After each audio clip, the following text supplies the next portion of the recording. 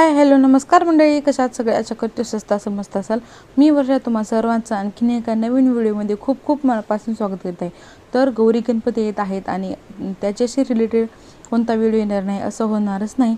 तर आज मी तुमच्यासाठी एकदम सोप्या पद्धतीने गौराईला किंवा तुम्ही सहावारीपासून नऊवारी साडी कशी नेसायची ही या व्हिडिओमध्ये तुमच्यासोबत आज शेअर करणार आहे. तर सगळ्यात अगोदर जर तुम्हाला जर साडी नेसायची असेल सहावारपासून नऊवारी साडी, सो तर तुम्ही अशा पद्धतीची 3/4 लेगिन्स जीन्स तुम्हाला जे कम्फर्टेबल वाटेल ना, सो ते अगोदर घालून घ्यायचं आहे.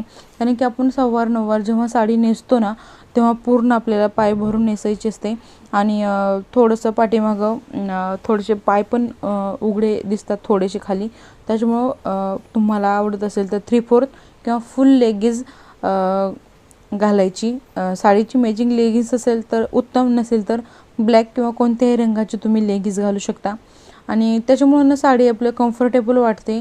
आणि बऱ्याच वेळेस आपण सहावार नऊवार साडी गणपतीच्या वेळेस जेव्हा घालतो तेव्हा आपण ढोल वाजवतो, लेझिम खेळतो, अशा प्रकारचे खेळ खेळतो. त्याच्यामुळं आपल्याला असं पायामध्ये अंतर ठेवून व्यवस्थित खेळता आलं पाहिजे किंवा चलता फिरता आलं पाहिजे.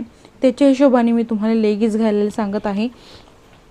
सो आता तुम्ही व्हिडिओमध्ये बघू शकता की मधोमध साडी आपल्याला मधोमध गाठ बांधून घ्यायची आहे आणि पाठीमागं व्यवस्थित निर्या करून मागं खोसून घ्यायचं आहे.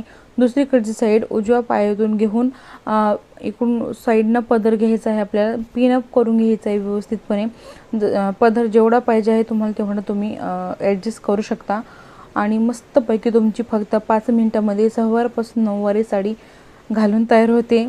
आता मी या ठिकाणी कमरपट्टा लावलेला आहे आणि मराठी साज, नथ, चंद्रकोर टिकली ही आलीच.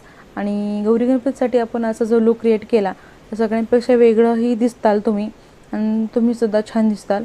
आय होप तुम्हाला आजचा हा व्हिडिओ आवडला असेल तर चॅनलला प्लीज लाईक करा, शेअर करा, सबस्क्राईब करा आणि अशाच गौरी गणपतीसाठी मस्त व्हिडिओज मी तुमच्यासोबत घेऊन येणार आहे. त्याच्यामुळे चॅनलला सबस्क्राईब केलं नसेल तर प्लीज सबस्क्राईब करा. Bye bye.